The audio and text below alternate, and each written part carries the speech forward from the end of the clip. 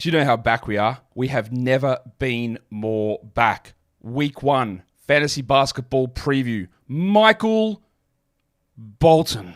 Thanks, Josh. It's Michael Bolton here, and it's time for another episode of the Locked On Fantasy Basketball Podcast.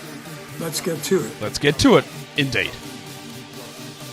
You are Locked On Fantasy, your daily NBA fantasy podcast. Part of the Locked On Podcast Network.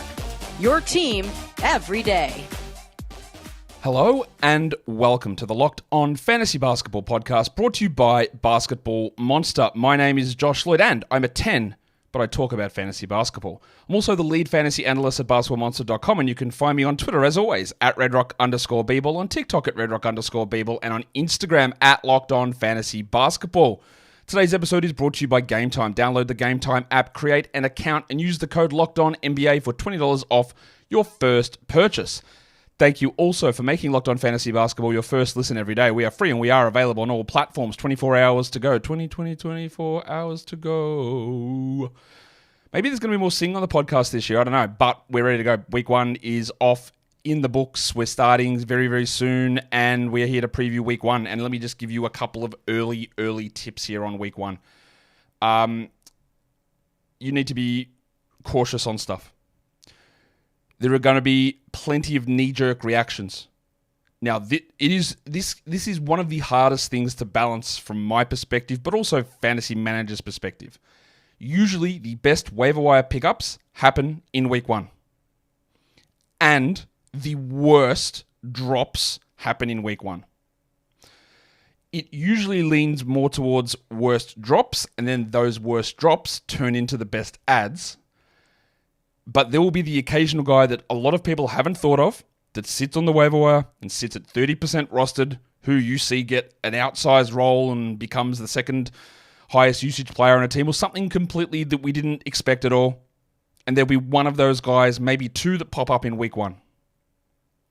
But what you've got to do, you've got to be very cautious about not dropping someone who's a proven performer, who has 3 points on 9 shots in Game 1, and he's in no danger of losing role or anything like that. We're going to talk streaming in this show, but streaming is less important in Week 1. I don't mind taking an L in Week 1. I don't mind it. I don't want to, but I don't mind it, because in Week 1, you will see teams going hard on streaming, and they will drop valuable players. They will panic on an injury to somebody. Isaiah Hartenstein, perhaps. I don't know who it is. But they might panic. They might panic on a bad first performance to grab the hot player from opening night where Dalton Connect has 12 points in 10 minutes. They might do that. They might have been dumb enough to draft Dalton Connect in an auction anyway. Who knows? But that'll happen. And then if they drop a good player who struggles, you add that guy. If he's missing 1 or 2 games, or if he's got a bad schedule this week, it doesn't matter. This week is about really being discerning. Do I need to maximize games for this week? Do I need to drop that player who had 1 absolute stinker out of 82 games?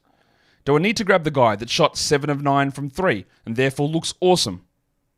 The answer to all those questions is usually no. There will be 1 really hot free agent pickup, maybe 2 this week. That'll happen. I don't know who it'll be, but almost assuredly, there'll be way more worse drops than good ads. And a lot of the good ads will come from people making the bad drops. It's Week 1. I'm excited for it. I am apprehensive. I'm always going to be apprehensive. You put so much time into this and projecting players and making adjustments and doing mock drafts and doing shows and having your proverbial balls out on the line all the time, that you want stuff to go right.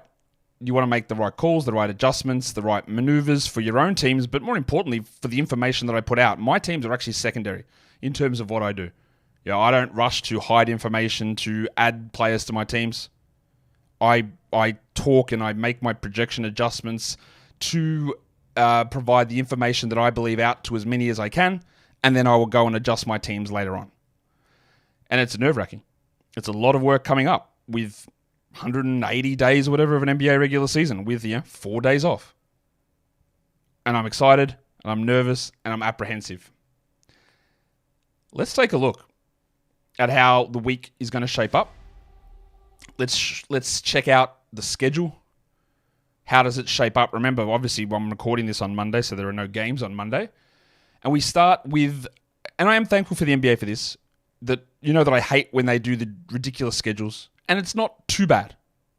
We have 2 games on Tuesday, opening night. We've talked about this a lot in drafts. Boston, New York, Minnesota, the Lakers all play opening night. So if you've got a draft coming, pick one of those guys with your last pick and get him in on Tuesday, especially a Boston or Minnesota player. And then in other years, we've done like a 2-game opening night, and then we've had 14 games the next day. Thankfully, the NBA makes more sense this season so far, and we've got 10 games on Wednesday, which is busy, but it's not extreme. We've got 4 games on Thursday, which is also not a bad day. We want a little bit more, but remember, the perfect amount of games per day is 6 to 9. Giggity. We've got 4 on Thursday, and then we go back-to-back 10 gamers on Friday and Saturday. Again, a lot of games, not crazy, not 14 gamers, not 13 gamers. And then Sunday, we have a nice manageable 5. That's the schedule for the week. If you're in a Games Cap league like Locked On Fantasy Basketball Bowl with 40 games max played for the week, this is a week where streaming actually has some impact because we don't have Monday. So you will be able to use some more of your bench players in opening week to get you up to that 40-game maximum. You've got to hit 4 games played in every position across 6 days of game action instead of 7. So that is a little bit different, just how this week plays out. Let's look at how the actual week looks in terms of who plays games. And as there's only 6 days of games this week, we have no 4-game teams. We've got the vast majority of teams, in fact, 24 teams playing 3 games. And I just realized I did something so annoying on this. I don't know why I did it, but we'll talk about it in a sec. I'll just talk about which teams have the 2 games. And if you are watching on the video, you can see all of the names up there. The 2-game teams this week are Miami, it's New York, it's Sacramento, and in San Antonio. And in an absolutely gigantic blunder from me, I don't know why I didn't write Utah and Washington. I wrote Jazz and Wizards when I'd written city name for the others. So stupid. So annoying. And yes, I did write Clippers and Lakers in the middle there because I didn't want to write LA and Los Angeles because that's confusing. So the 2-game teams are Miami, New York, Sacramento, San Antonio, Utah, and Washington. Those 6 teams play only 2 games. The other 24 teams, they all play 3 games for the week. So there's not a gigantic discrepancy. There's no 4 versus 2. There's no 5 versus 2. There's no 3 versus 1. It's a 1-game difference between most games and fewest games, which, of course, is a 50% increase. If you're a 2-game team versus a 3-game team, it's 50% more action. But it is only still 1 game. So we've got that part of things going for us there. We're going to come back and we're going to talk quality games in a sec. But today's episode is brought to you by BetterHelp. BetterHelp is, we can have these things that scare us. Maybe you're scared about your fantasy team, which of course is not a serious thing. But you might be scared of other things like interacting with people at your workplace that you don't want to, or a big nervous meeting that you've got coming up, or other things that frighten you, whether that's open spaces, airline travel, whatever it is. But one of the biggest fears you can also have is just not confronting your actual fears, because how do you ever move past it? How do you ever get the most out of your life if you don't do that? Well, one of the great tools for facing your fears is therapy. So if you've been thinking of starting therapy, give BetterHelp a try. It's entirely online. It is designed to be flexible, convenient, and suited to your schedule. You fill out a brief questionnaire, you get matched with a licensed therapist, and at any point you can switch therapist at no additional charge. So overcome your fears with BetterHelp. Go to betterhelp.com/lockedonnba today to get 10% off your first month. That is betterhelp, HELP.com/lockedonnba. Okay, so let's take a look now at quality games. And I will probably give the definition of this a few times through the season, but not every week.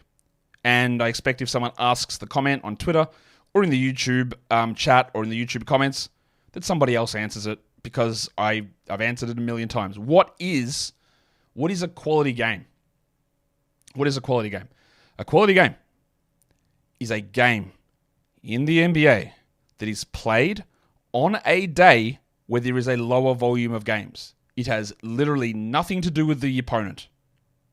It is nothing to do with the opponent. The cutoff that I use for a standard format of 10 starters and 3 or 4 bench players is 9. So if there are 9 or fewer games on a particular day, it's a quality game. If it's 10 to 15, it is not. And why is that important? Because on a 10-game day, an 11-game day, 12, 13, the more you push up, the more likely it is that you have to make start-sit decisions so that your roster loses a total game played for the week, because there's going to be somebody who is playing in an NBA game who is on your bench and you don't get to use them. So ideally, when we're adding free agents off the waiver wire and we're looking to stream, there is no point adding a streamer who then either sits on your bench or would go into your starting lineup, moving somebody else to your bench, because you've gained nothing in terms of games played. And that player might be better than the guy that moves to the bench. But adding just a full game of somebody else on one of the lower volume days is way more impactful 99% of the time. So let's take a look at how the quality games shake out for week 1 in the NBA. And I'll use this little sidebar. We're doing a lot of sidebars here because we've got a bit of time before the first game starts. Is that I'm calling this week 1. It will be referred to week 1 everywhere. But there are going to be multiple confusing sections all through this season where the week number makes no sense. Because sites that you play on will do different things. And let me give you an example that I'm going to guess a lot of you do not know. On Yahoo Fantasy Basketball, they have always combined the All-Star game 2 weeks into 1 week. That is a good decision. And what that has meant in the past, that the 22nd week of the NBA, whatever it is, the 17th week of the NBA schedule becomes week 16 for fantasy. And then we become 1 week out on that. Some sites don't combine them, meaning that our nomenclature is off. But Yahoo has done something extra this season, which I think is an unbelievable mistake from them. But they have made another combined week. It's week 7-ish, around that time. They have combined 2 weeks around the finals of the in-season tournament into one matchup. So, and I'll get to that part in a second. So that means that from like week 9 onwards, it'll be week 10 of the NBA season, but week 9 of the fantasy season. And then when we get to All-Star, we'll be running at week 20 of the real season, but week 18 of fantasy. So week numbers will not make sense anywhere because everybody will be running different scenarios. That's why I always want to use dates. Back to the in-season tournament, which is the thing I think a lot of people will not know. Yahoo has made a combined week that runs from the 2nd of December through to the 15th of December. And I don't know why. The second week of that is the week of the in-season tournament finals, where the teams that make the quarterfinals, semifinals play those 2 games, and the other teams that don't make the in-season tournament playoff round, they just get rescheduled onto 2 games. So yeah, look, it's a 2-game week for every team. So that's annoying. But the week before, that week starting December the 2nd, is a regular week. So across that matchup, December 2nd through to December 15th, you were going to have teams playing 6 games, most playing 6 games, some playing 5, and there's maybe 1 or 2 playing 4. Right? But all in all, across 2 weeks, 6 games is okay. The problem is the week starting on December the 16th through to December the 23rd, every team plays only 2 games maximum because the games don't restart after the in-season tournament until Thursday. There's a bunch of days off. So Yahoo's combined the wrong weeks. They should have combined 9 through to 23, and that would have made basically every team played 4 games across a 14-day real-life period, but it looks like a regular fantasy week. Instead, they've combined it to make it a 6-game week and then a 2-game week. And I don't know why. I can't explain it to you. But be aware that that is what is happening. That they have combined those wrong weeks, I believe, unless I've just completely miscalculated something. They've combined the wrong weeks in the schedule. So you're going to get there and you go, why is this a long week? And then the next week it's like, there's no games for 3 days. Why are we only playing a 2-game week? Be aware. Anyway, what are the quality games in week 1? Well, according to the way that I put it out there just before, anything under 10, so 9 or fewer, is a quality game day. So there are 3 days this week. Tuesday with 4 games. Sorry, Tuesday with 2, Thursday with 4, Sunday with 5. There are 3 teams this week who play 2 quality games, meaning they play on 2 of those 3 days. Boston, Minnesota, and Oklahoma City. There are a bunch of teams that do not play a single quality game. They do not play a game on Tuesday, Thursday, and Sunday. Meaning they play Wednesday, Friday, Saturday, or just 2 of those games. And that is Charlotte, Chicago, Cleveland, Detroit, Houston, Memphis, Orlando, Phoenix, Toronto, Miami, and Utah. Not a single quality game. So, we'll get to this later on, but Jaren Jackson's going to miss the opening game of the season. He's got a hamstring issue, then they've got a Friday, Saturday back-to-back. So, safe to say he doesn't play in one of those, maybe 2. Or he might play 1. And everyone will go, well, Santi Aldama's out, isn't he? Yeah, okay. But they play Wednesday, Friday, Saturday. Will you even start Santi Aldama?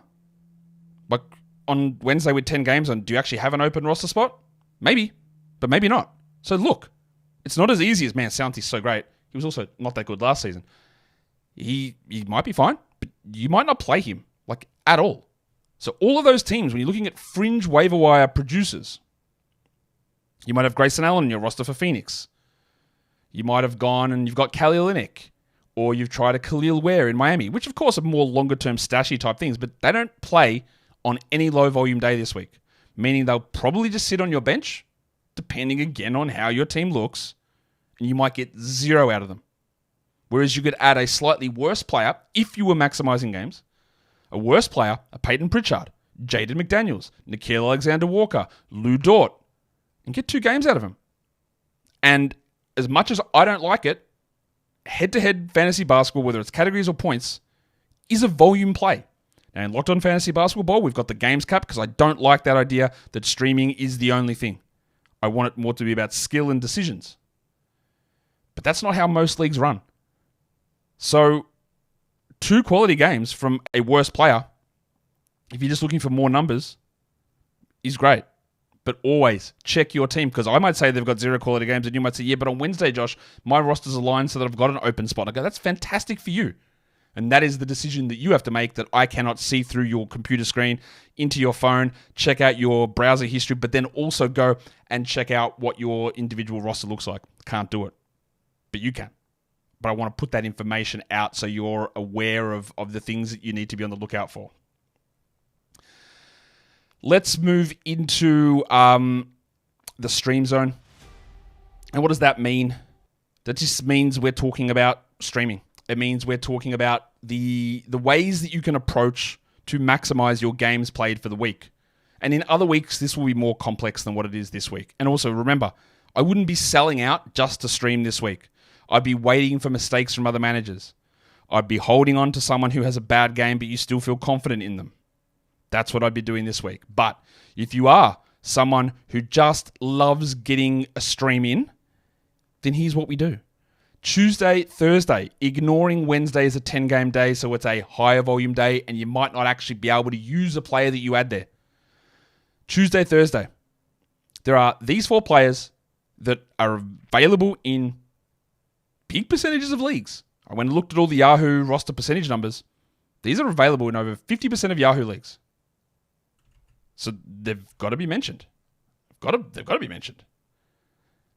And it's Celtics players and it's Timberwolves players, because they're the 2 teams that play Tuesday and Thursday. And I'm aware that I'm going through this really slow for this week 1 preview.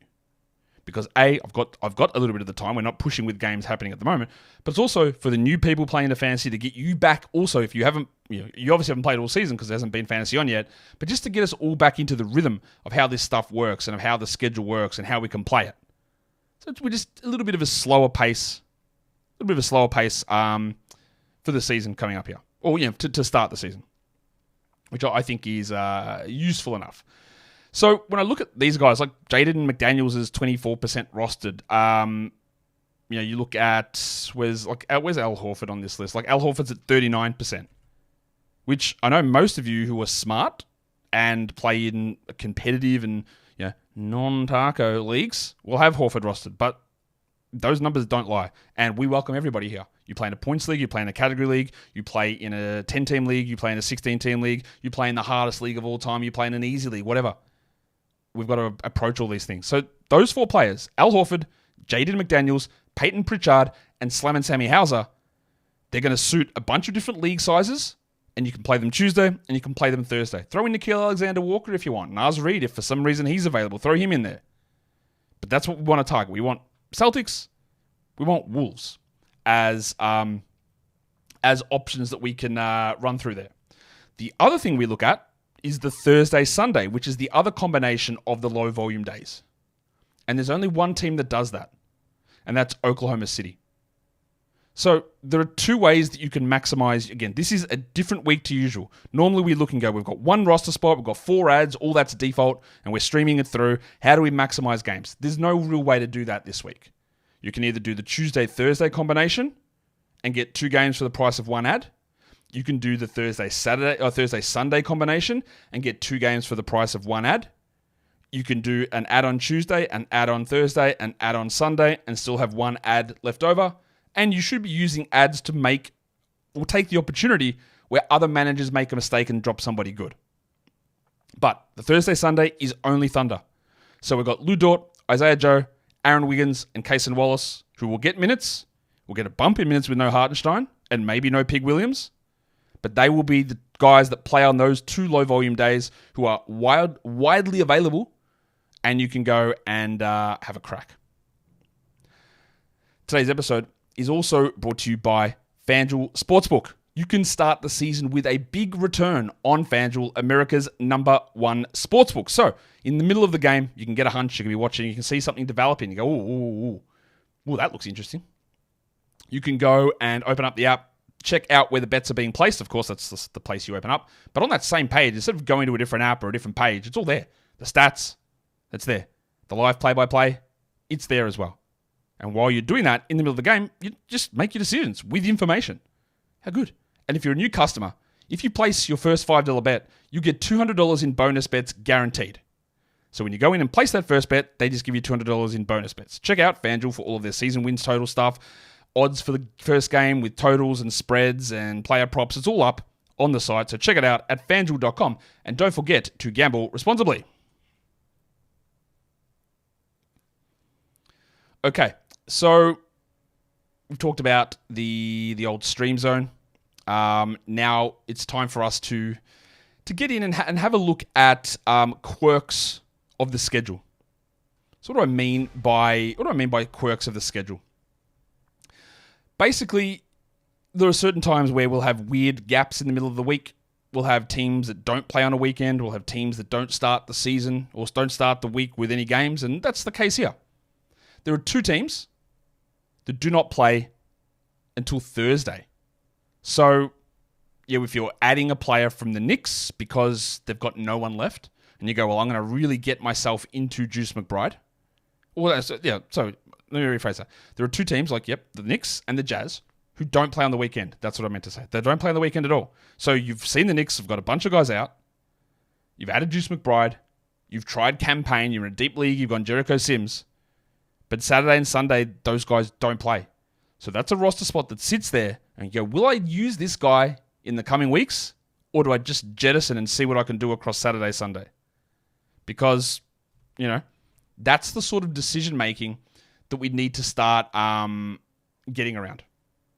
You need to be looking at those things across the schedule and seeing when it makes sense to hold on to somebody and when it doesn't.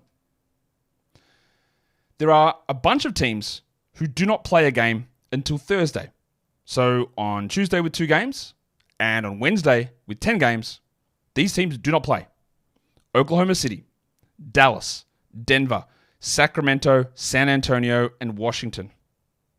So if you're looking at interesting streams from them, a Castle, a Champagny, Keldon Johnson, one of the Wizards, maybe newly signed Corey Kispert, maybe it's Strouder, maybe it's Brown, maybe you're looking in Dallas at Quentin Grimes, maybe, probably not.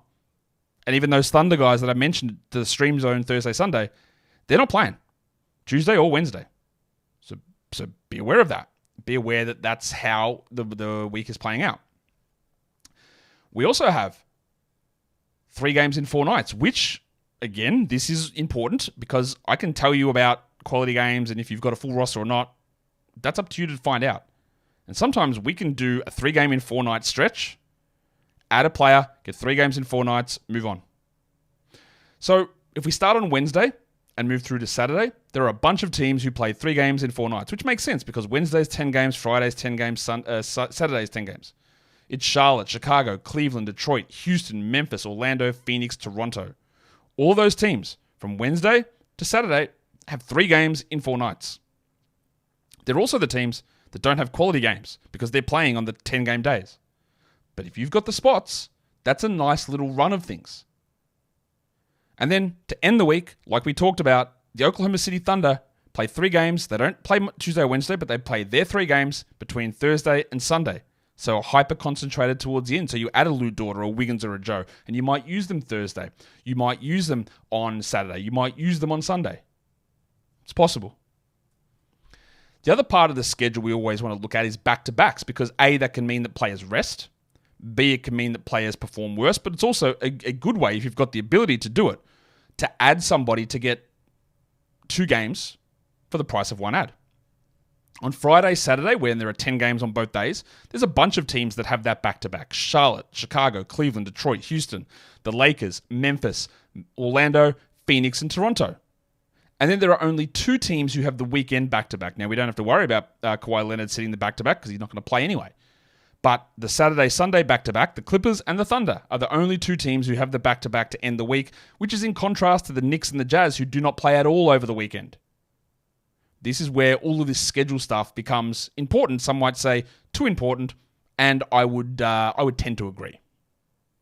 Now let's take a look at some injuries that we need to be aware of for the upcoming week. To the best of my knowledge, these are all of the important players for the vast majority of leagues who are injured and will not play this week. Most of them you already know about.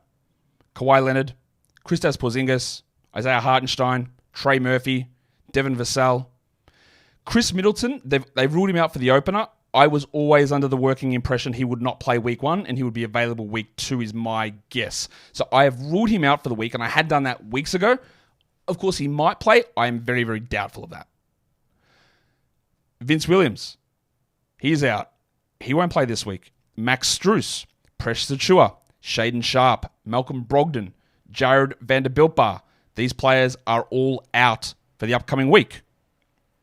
For week 1, Mitchell Robinson, Bruce Brown, G.G. Jackson, Luke Kennard has been ruled out for this week as well, and Dante Exum in Dallas.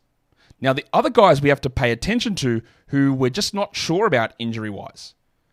The expectation is that Joel Embiid plays opening night, but I don't know. He's done work in practice. He hasn't played at all in preseason, but I expect that he plays. We also don't know about Paul George. We're allegedly getting an update at some point later on today. I think that George misses a game, but he might not. But we don't know.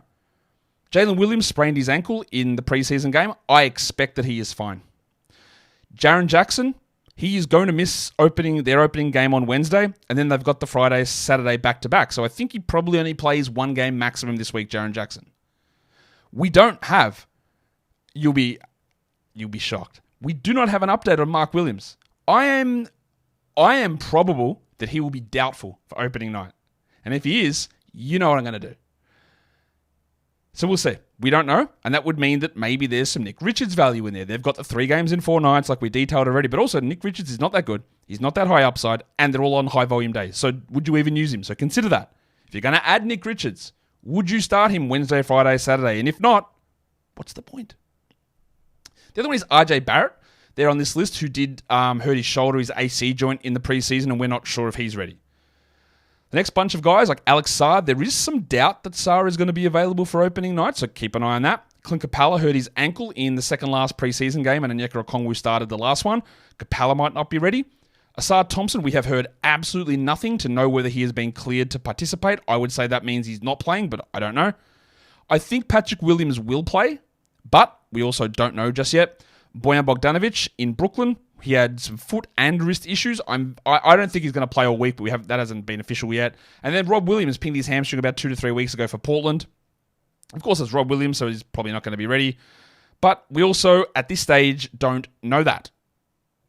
Now what I would do is I'm going to move over to talk about those of you who are in weekly lock leagues, because it's a slightly different idea about who we start, who we sit. Now, of course, all of those injured players that I talked about who are going to be out for the week, we already know that we're not starting them. Some of the uncertain ones, that's where we get a little bit more iffy. But let's talk about some guys that I see with low enough roster percentage, but high enough value that you could consider adding. And because in weekly leagues, the quality game part does not matter. It doesn't matter in a weekly league. It's all about the volume and whether that makes sense. So I've got 6 names here for varying levels of roster percentage across different league types. Ben Simmons, the Nets have 3 games. He's available. I would add him. I don't know how long it's going to last, but what I do know is that until it stops lasting, we can use him. Use him. Karis LeVert. Max Strus is out. LeVert isn't going to start most likely, but I think he gets more minutes and more shots. And he should be picked up in every league. But he's still available in lots of spots, so go and add him. Kelly Oubre Jr. is also available in over 50% of leagues. I don't know if Paul George is going to play, but I know Oubre's starting. And with George uncertainty, with a little bit of Embiid uncertainty, Oubre's got value. Al Horford, I talked about already. He's got the great start to the week with the 2 quality games. He's got 3 games for the week with no back-to-backs. It's a very easy add and start for this week. Dyson Daniels. Also, I don't think anyone watching this show would be scouring their waiver wire and seeing Dyson Daniels available. But if you're new to the show, just add him. He just needs to be on a roster. And they've got a good week this week. Add him. And the last one is, because of the Jaren Jackson situation, it is Santi Aldama. Now, I talked about Santi Aldama before in the daily changes and streaming and that sort of stuff, because Memphis is all on the high volume days and you might not use Santi once. But in a weekly league, he plays 3 games. He's probably going to start 2 of them, maybe 3 of them. So you might get 90 minutes, you might get 80 minutes out of him for the week, which with 6 teams playing only 2 games, that is actually worthwhile. It probably skews away from 10s, but more into 12 and definitely 14 team leagues, because there is an uncertainty that he might play 21 minutes in one of those games. But there's a chance he starts them all, and I would be looking at Santi Aldama in a weekly league because quality games don't matter in that scenario. And the last thing I want to talk about is the guys that I would consider sitting in a weekly changes league. I wouldn't bother starting Jaren Jackson. He's missing 1 game, and then they've got a back-to-back. And coming off a hamstring injury, and I know the NBA is absolutely stupid in managing hamstring injuries nearly every time. Not always, but nearly every time.